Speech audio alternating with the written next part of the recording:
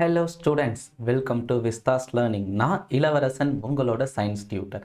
விஸ்தாஸ் learning அப்படிங்கிறது ஒரு online education platform. இது தமிழில் மட்டும் இல்லை ஸ்டூடெண்ட், சவுத் இந்தியாவில் இருக்கக்கூடிய எல்லா லாங்குவேஜ்லையுமே இருக்குது. உங்களுக்கு தேவையான லாங்குவேஜை நீங்கள் சப்ஸ்கிரைப் பண்ணிக்கோங்க. மறக்காமல் விஸ்தாஸ் லேர்னிங் தமிழ் நம்ம சேனலையும் சப்ஸ்கிரைப் பண்ணிக்கோங்க. ஸோ இன்றைக்கி நம்ம பார்க்கக்கூடிய டாபிக் என்ன அப்படின்னு பார்த்தீங்க அப்படின்னா, ஸோ 7th நம்ம வேதியியல் அப்படிங்கிற பிரிவில் பார்க்கக்கூடிய டாபிக் சேஞ்சஸ் அரவுண்ட் அஸ், நம்மை சுற்றி நிகழும் மாற்றங்கள். ஸோ நம்மை சுற்றி நிகழும் மாற்றங்கள் அப்படிங்கிற இந்த தலைப்பில் நம்ம முன்கூட்டியே ஒரு கிளாஸில் இயற்பியல் மாற்றங்கள் அப்படின்னா என்ன, அதோட பண்புகள் எப்படி இருக்குது அப்படிங்கிறத நம்ம பார்த்துருந்தோம். ஓகேங்களா?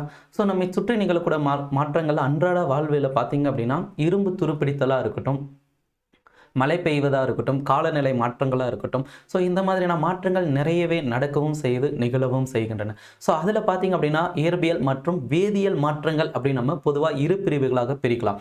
ஸோ அதில் இயற்பியல் மாற்றங்கள் அப்படிங்கிறத தான் லாஸ்ட் கிளாஸில் பார்த்துருந்தோம். இயற்பியல் மாற்றங்கள் அப்படிங்கிறது என்ன அப்படின்னா, அந்த பொருளில், தட் மீன்ஸ் சப்ஸ்டன்ஸ், ஸோ பொருளில் நடக்கக்கூடிய இயற்பியல் மாற்றம் பொருளின் வடிவமோ அல்லது அளவோ மாறுவது இயற்பியல் மாற்றங்கள் அப்படின்னு நம்ம சொல்லுவோம். இந்த இயற்பியல் மாற்றங்கள் மீள்தன்மை கொண்டவை அப்படின்னு நம்ம சொல்லுவோம். வேதியியல் மாற்றங்கள், இயற்பியல் மாற்றங்களில் வேதியியல் வினைகள் நடைபெறாது அப்படிங்கிறது லாஸ்ட் கிளாஸில் நம்ம எக்ஸ்பிளைன் பண்ணியிருந்தோம். ஓகேங்களா? ஸோ அதே போல் இயற்பியல் மாற்றங்களில் பார்த்தீங்கன்னா அணுக்களின் எண்ணிக்கை எந்த விதத்திலும் மாறுபடாது. அணுவினுடைய பொருளினுள் இருக்கக்கூடிய அணுவினுடைய எண்ணிக்கை எண்ணிலையிலும் மாறுபடாது. அப்பொருளின் வடிவமோ அல்லது அளவோ மாறுபடுவது இயற்பியல் மாற்றங்கள் அப்படின்னு நம்ம சொல்லுவோம். இயற்பியல் மாற்றங்களில் ஒரு சில மாற்றங்கள் நம்ம சொல்லியிருந்தோம். உதாரணமாக சொல்லணும் அப்படின்னா ஆவியாதல். ஸோ ஆவியாதல் அப்படிங்கிற இந்த நிகழ்வானது திரவ நிலையிலிருந்து வாயு நிலைக்கு மாற்றக்கூடிய ஒரு நிகழ்வை ஆவியாதல் அப்படின்னு நம்ம சொல்லுவோம். ஸோ அதே போல் அடுத்ததாக உறைதல் அப்படின்னு நம்ம சொல்லலாம். உறைதல் அப்படிங்கிறது என்ன அப்படின்னா, திரவ நிலையிலிருந்து, அதாவது solid state, from liquid state to solid state, அதாவது திரவ நிலையிலிருந்து திண்ம நிலைக்கு மாறும் நிகழ்வினை நம்ம சொல்லுவோம். ஓகேங்களா? உறைதல் அப்படின்னு. ஸோ அதே போல் பார்த்தீங்க அப்படின்னா பதங்கமாதல் அப்படிங்கிற ஒரு நிகழ்வை சொல்லியிருந்தோம். இப்போ பதங்கமாதல் அப்படிங்கிறது என்ன அப்படின்னா, திண்ம நிலையிலிருந்து நேரடியாக வாயு நிலைக்கு செல்லக்கூடியதை பதங்கமாதல் அப்படின்னு சொல்லுவோம். அதுக்கு எக்ஸாம்பிள் நம்ம கற்பூரத்தை சொல்லலாம். ஓகேங்களா? கற்பூரம் அல்லது ஊதுவத்தியை நம்ம இதற்கு எக்ஸாம்பிளாக சொல்லலாம். ஓகேங்களா? சரி.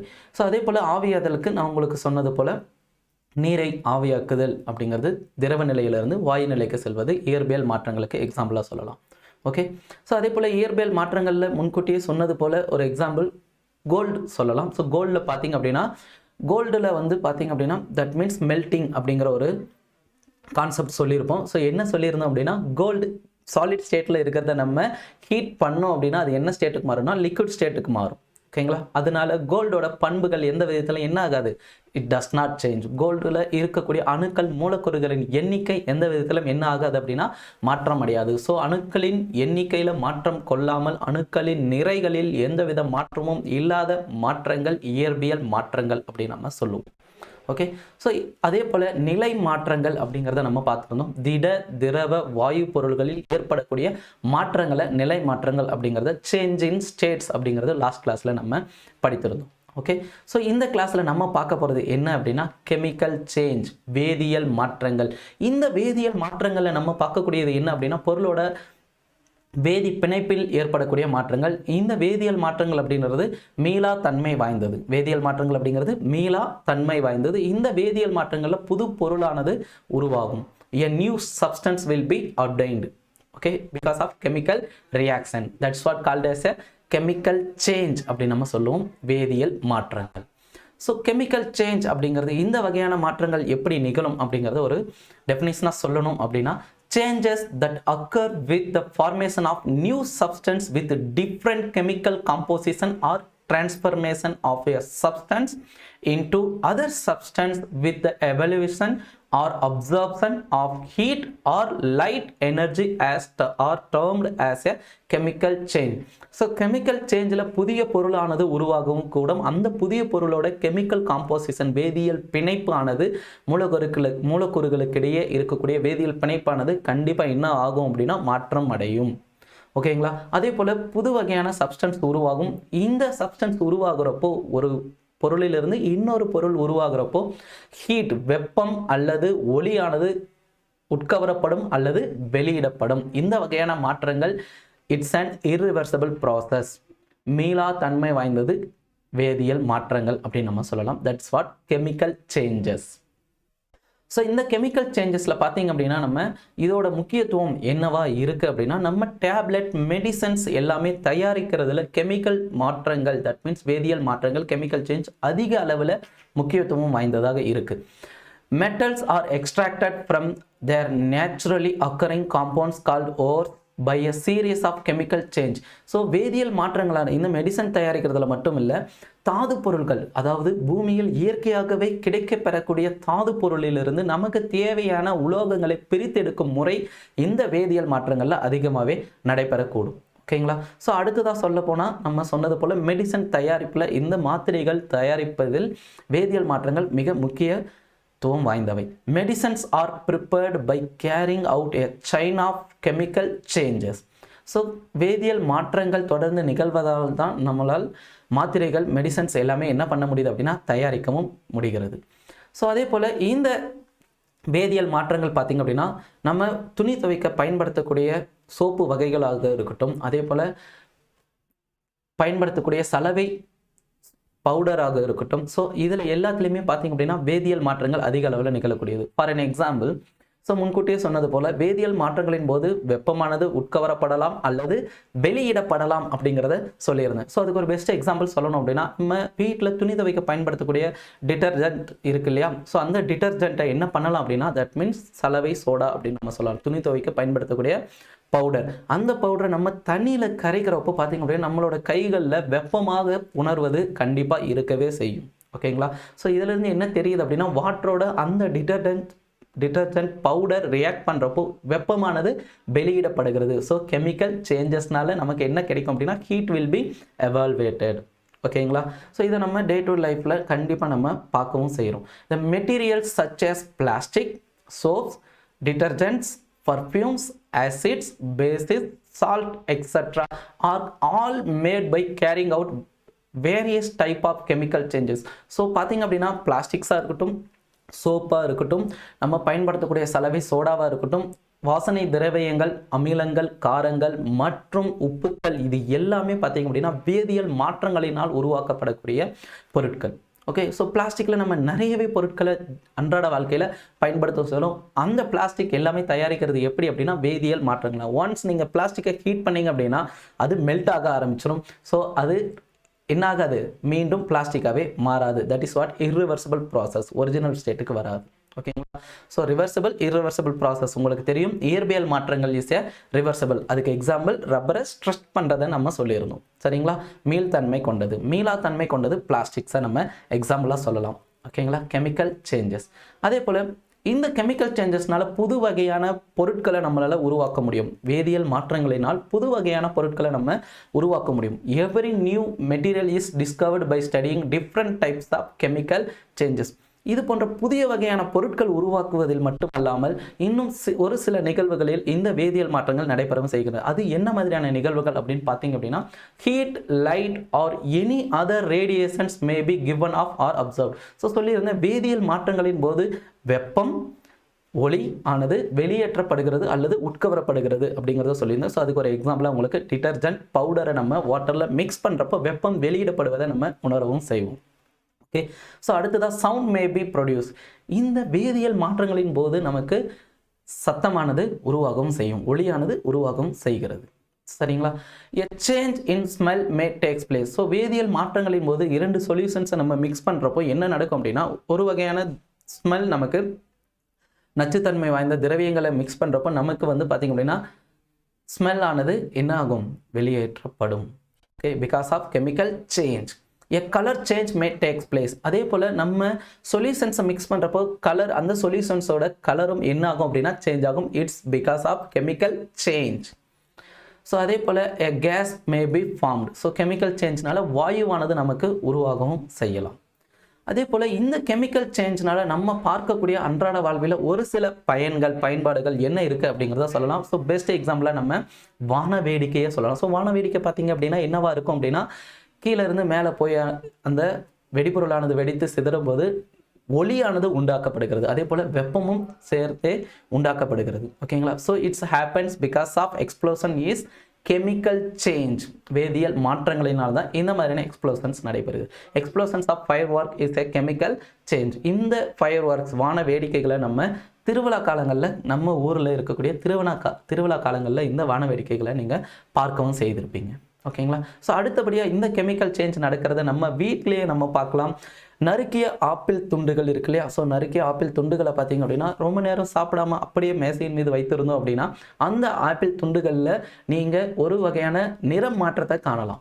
ஸோ அந்த நிற மாற்றத்துக்கு காரணம் என்ன அப்படின்னா வாயு, தட் மீன்ஸ் வளிமண்டலத்தில் இருக்கக்கூடிய அறையில் இருக்கக்கூடிய வாயு கொள்ளுடன் வினை புரிவதால் ஏற்படக்கூடிய நிற மாற்றமே இந்த ஆப்பிளில் ஏற்படக்கூடிய பழுப்பு நிற மாற்றம், because of chemical change.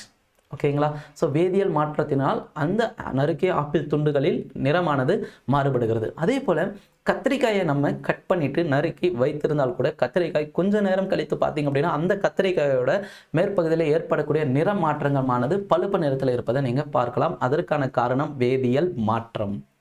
Okay, so இன்னொரு விதமாக சொல்லணும் அப்படின்னா பொட்டேட்டோ, தட் மீன்ஸ் உருளைக்கிழங்கு.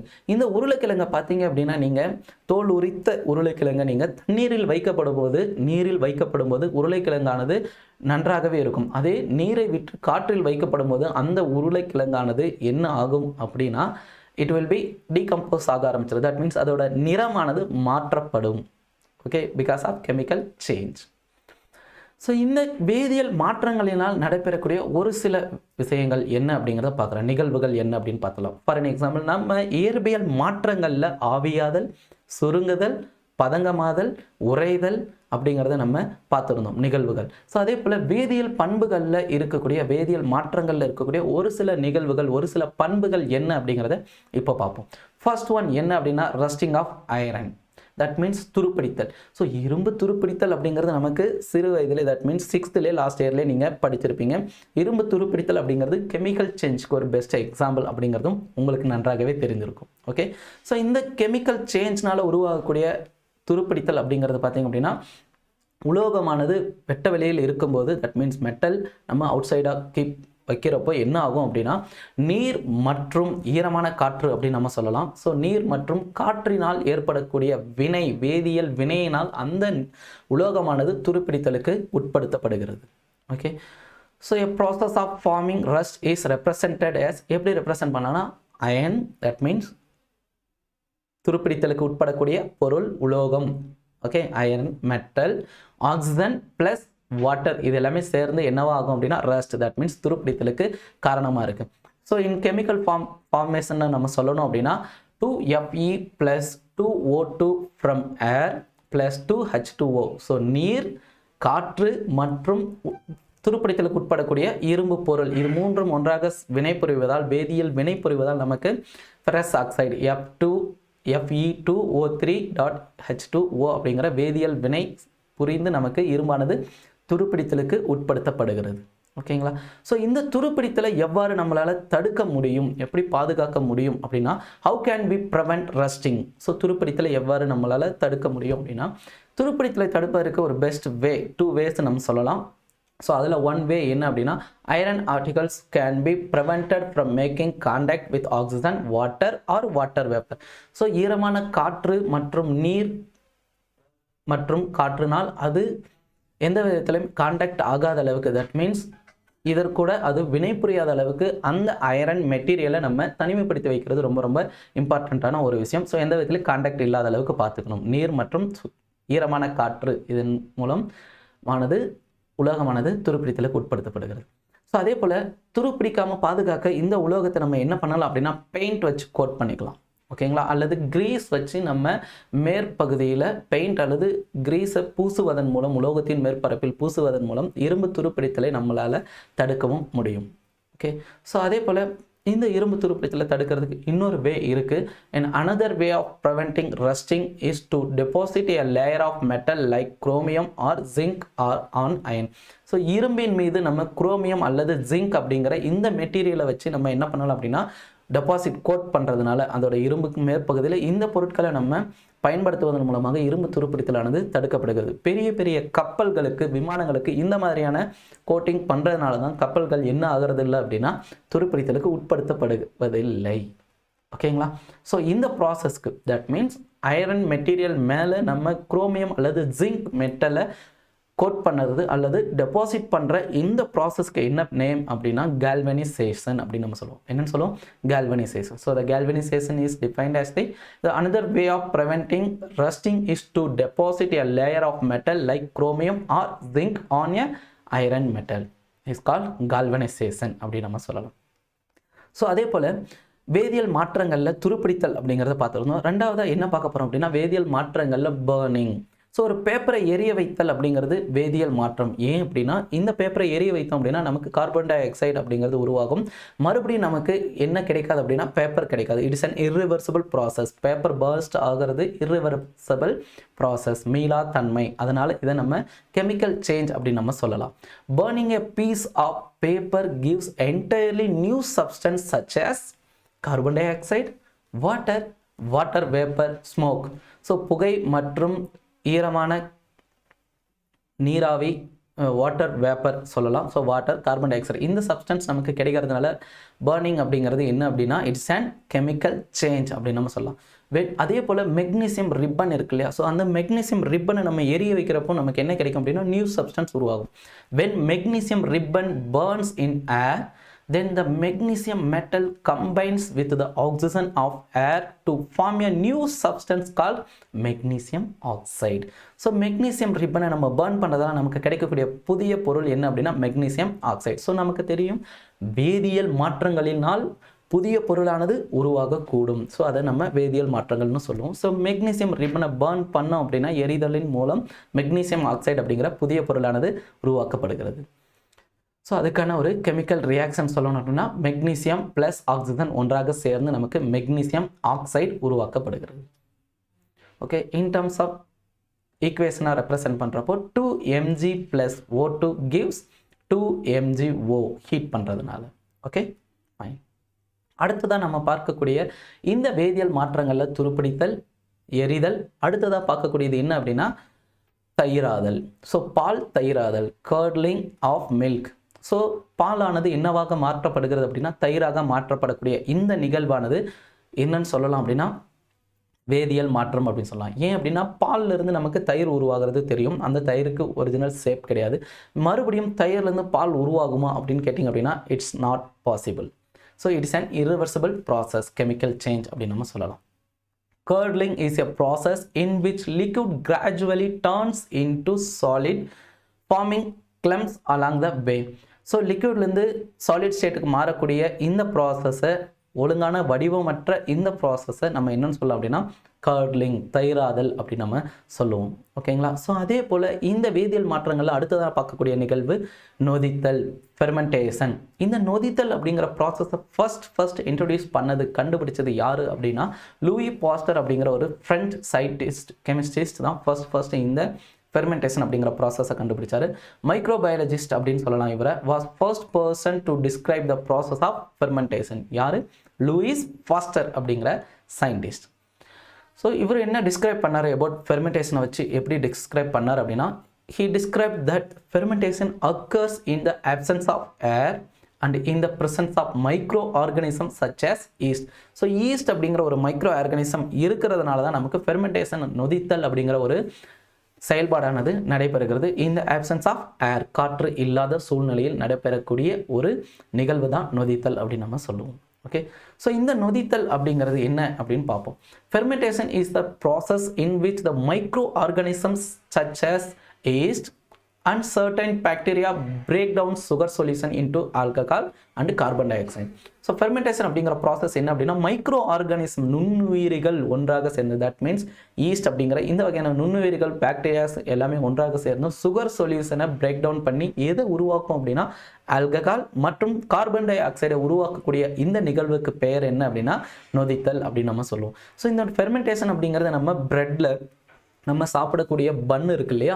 ஸோ அந்த பன்னை நம்ம வெட்ட வெளியில் வைக்கிறப்போ 2-3 நாட்கள் கழித்து பார்க்குறப்போ அந்த பன்னோட மேற்பகுதியில் பார்த்தீங்க அப்படின்னா பூஞ்சைகள் இருப்பது போன்ற ஒரு காட்சி தோற்றமளிக்கும். அது பன்னானது, பிரெட்டானது கெட்டு போயிருக்கிறத நீங்கள் பார்க்கலாம், பேட் ஸ்மெல் இருக்கிறத நீங்கள் பார்க்கலாம். அதற்கான காரணம் என்ன அப்படின்னா ஃபெர்மெண்டேஷன் அப்படிங்கிற ப்ராசஸ், நொதித்தல் அப்படிங்கிற ப்ராசஸ். ஸோ பன்னில் இருக்கக்கூடிய அந்த சுகர் சொல்யூஷன்லேருந்து என்னவா ஆகும் அப்படின்னா பாக்டீரியாஸ் எல்லாமே சுகர் சொல்யூஷனை பிரேக் டவுன் பண்ணி நமக்கு கார்பன் டை ஆக்சைடு மற்றும் ஆல்கஹாலை உருவாக்குகிறது. So it is an irreversible process. So because it is an என்னன்னு சொல்லியிருந்தோம், கெமிக்கல் சேஞ்ச், வேதியியல் மாற்றங்கள் அப்படிங்கிறப்போ irreversible process. as the alcohol formed cannot be turned back into sugar solution. So alcohol carbon டை ஆக்சைட்லேருந்து நம்மளால் என்ன பண்ண முடியாது, சுகர் சொல்யூஷனான பிரெட்டை உருவாக்க முடியாது. So it is an irreversible process அப்படின்னு நம்ம சொல்லலாம்.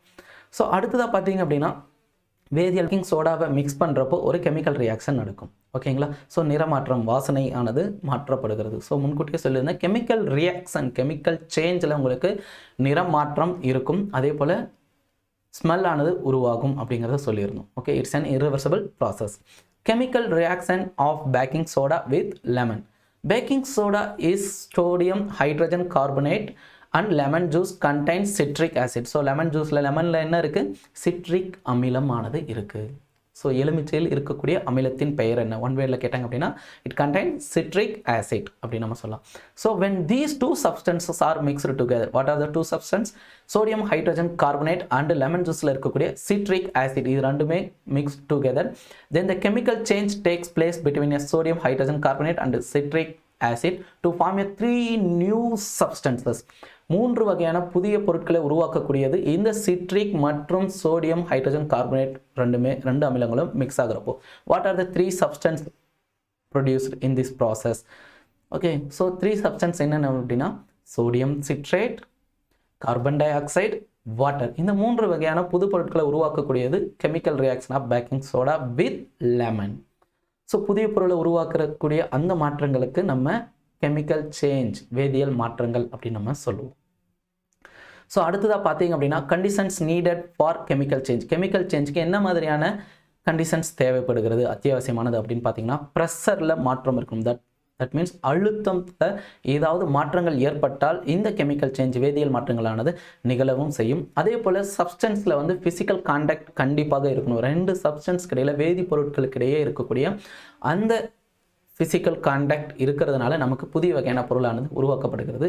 இது வேதியியல் மாற்றங்களுக்கு மிக மிக அவசியமான ஒரு கண்டிஷன். ஸோ அதே போல் ஹீட்டிங் ப்ராசஸ் இருக்கணும். வெப்பப்படுத்துவதனால் chemical reaction, that means chemical reaction induce ஆகப்பட்டு நமக்கு வேதியியல் மாற்றங்களானது நிகழவும் செய்கின்றன. ஓகே, ஸோ அழுத்தத்தில் மாற்றம் ஏற்படுவதால் 2 பொருட்களுக்கிடையே உள்ள தொடர்பினால், அதே போல் பொருள்களை வெப்பப்படுத்துவதால் நமக்கு வேதியியல் மாற்றங்களானது நிகழவும் செய்கின்றன. ஓகேங்களா? ஸோ அதுக்கு ஒரு பெஸ்ட் எக்ஸாம்பிள் சொல்லணும் அப்படின்னு பார்த்தீங்க அப்படின்னா நம்ம உட்டை எரிக்கிறதா சொல்லலாம். ஸோ இங்கே இப்போ நம்ம அடுத்ததாக பார்க்கக்கூடியது எக்ஸோதெர்மிக் அண்ட் எண்டோதெர்மிக் கெமிக்கல் சேஞ்சஸ்னால் என்ன அப்படிங்கிறத பார்க்கலாம். What they are? Exothermic and endothermic chemical changes. So first one, exothermic changes in which heat is released are known as exothermic changes.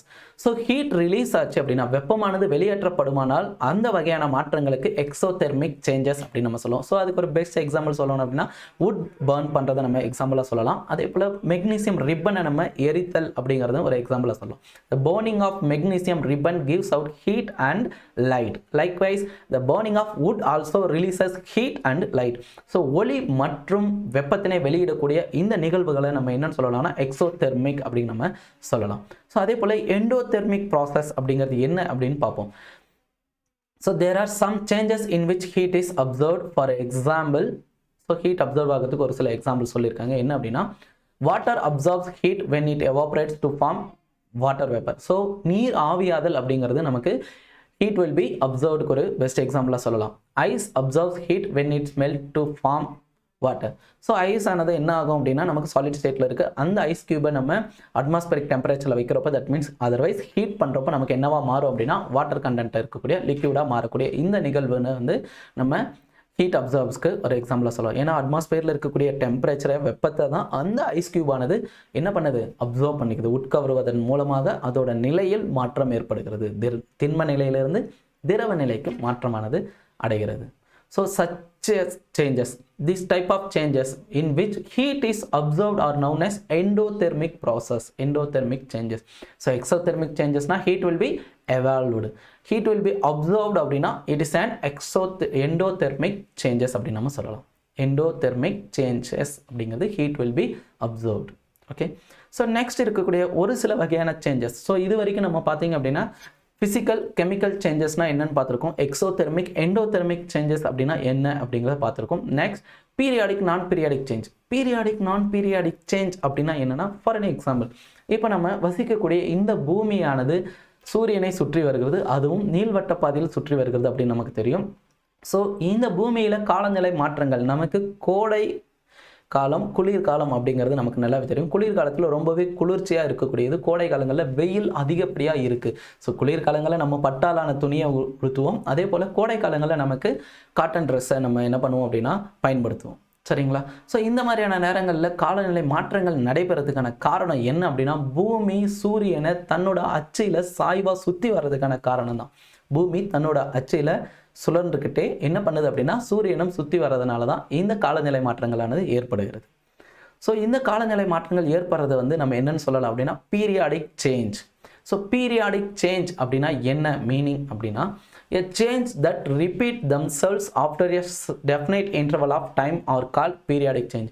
So குறிப்பிட்ட கால இடைவெளியில் திரும்ப நடக்கக்கூடிய நிகழ்வுகளை நம்ம பீரியாடிக் சேஞ்சஸ் அப்படின்னு சொல்லலாம். குறிப்பிட்ட கால இடைவெளியில் நிகழக்கூடிய நிகழ்வுகளை நம்ம பீரியாடிக் சேஞ்ச் அப்படின்னு நம்ம சொல்லலாம். ஸோ இந்த பீரியாடிக் சேஞ்சுனால தான் காலநிலை மாற்றங்களானது நடைபெறுகிறது. ஓகே, ஸோ காலநிலை மாற்றங்களை பீரியாடிக் சேஞ்சுக்கு ஒரு எக்ஸாம்பிளாக சொல்லலாம். So some other examples are in periodic changes. என்னென்ன எக்ஸாம்பிள்ஸ் அப்படின்னா, rotation and revolutions of earth சுற்றி வருது, அதே போல் தன்னைத்தனே சுழல்வதும் சுற்றி கொள்வதும் சூரியனை சுற்றி வருவதும் ஒரு பீரியாடிக் சேஞ்சுக்கு எக்ஸாம்பிளாக சொல்லலாம். ஸோ அதே போல் பீட்டிங் ஆஃப் ஹார்ட், ஸோ இதயத்தின் துடிப்புமே நம்ம பீரியாடிக் சேஞ்சஸ்க்கு எக்ஸாம்பிளாக சொல்லலாம். அதே போல் motion of a second scan, நொடி முள், மணி முள், குறிமுள். ஸோ இது எல்லாமே பார்த்தீங்க அப்படின்னா நம்ம எங்கே இருக்கும் அப்படின்னா கடிகாரத்தில் இருக்குது. ஸோ கடிகாரத்தில் இருக்கக்கூடிய அந்த நொடி முள், மணி முள் இருக்கு இல்லையா, நிமிட முள், இந்த 3 முட்களும் சுற்றக்கூடிய அந்த நேரங்கள் பார்த்தீங்க அப்படின்னா பீரியாடிக் சேஞ்சஸாக இருக்கும். ஸோ ரெகுலர் இன்டர்வல் ஆஃப் டைமில் நடக்கக்கூடிய இந்த மாற்றங்களை பீரியாடிக் சேஞ்சஸ் அப்படின்னு நம்ம சொல்லுவோம். அதே போல் சீசன்ஸ், காலநிலை மாற்றங்கள் சேஞ்ச் ஆகிறத நம்ம பீரியாடிக் சேஞ்சுக்கு எக்ஸாம்பிளாக சொல்லலாம். It's happens because of seasoning. எதனால நடக்குது? Because of earth rotation about an axis, அதோட ஓன் ஆக்சிஸில் எர்த் ரொட்டேட் ஆகிறதுனால நமக்கு பீரியாடிக் சேஞ்சஸ், தட் மீன்ஸ் காலநிலை மாற்றங்களானது நடைபெறுகிறது. ஓகே, ஸோ அடுத்ததாக பார்த்தீங்க அப்படின்னா நான் பீரியாடிக் சேஞ்சஸ் அப்படின்னா என்னன்னு பார்க்கலாம். ஸோ நான் பீரியாடிக் சேஞ்சஸ் அப்படின்னா என்ன மீனிங்னா, change that has been happen in not happen in regular interval of time. So do not repeat themselves after a definite interval of time.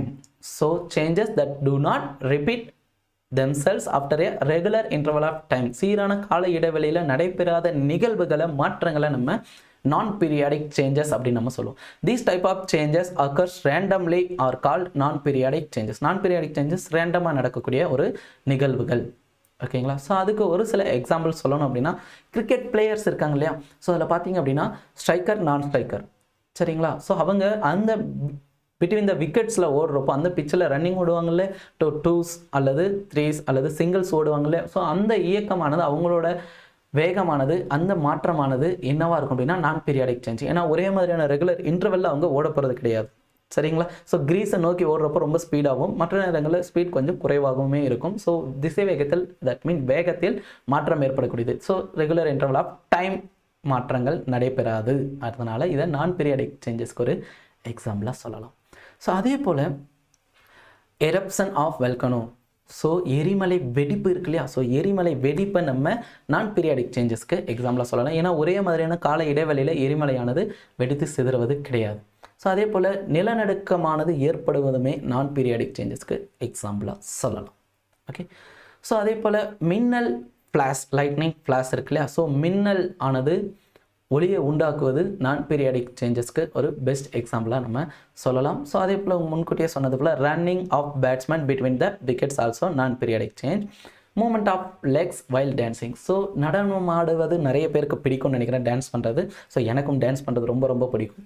So dance பண்ணுறப்போ நம்மளோட leg moment பார்த்திங்க அப்படின்னா நான் periodic சேஞ்சஸாக இருக்கும். So regular இன்டர்வெல்ல கால் moment ஆனது இருக்காது. So it's and நான் periodic சேஞ்சுக்கு ஒரு எக்ஸாம்பிளாக சொல்லலாம். ஓகேங்களா? ஃபைன். ஸோ நான் நடத்தினது உங்களுக்கு பிடிச்சிருந்தது அப்படின்னா நம்ம சேனலை லைக் பண்ணுங்கள், சப்ஸ்கிரைப் பண்ணுங்கள், மறக்காமல் இதை உங்கள் ஃப்ரெண்ட்ஸ்க்கு ஷேர் பண்ணுங்கள். விஸ்தாஸ் லேர்னிங்கோட எப்போவுமே இணைஞ்சே இருங்க. Thank you students.